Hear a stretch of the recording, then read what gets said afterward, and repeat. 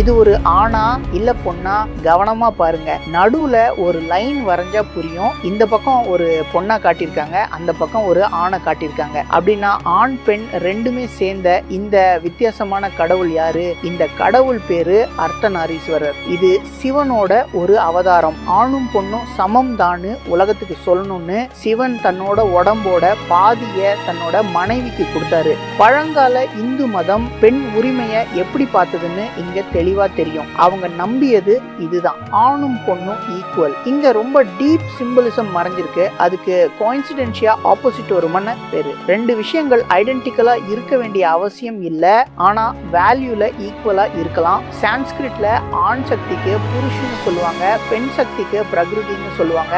மீனிங்ஃபுல்லா எதையாவது உருவாக்க இந்த ரெண்டும் தேவை. ஒன்னு இல்லாம இன்னொன்னு இருக்க முடியாது. இப்படிப்பட்ட ஹாஃப் மேன் ஹாஃப் வுமன் கடவுள் இன்னொரு மதத்துல இருக்குதுன்னு உங்களுக்கு தெரியுமா?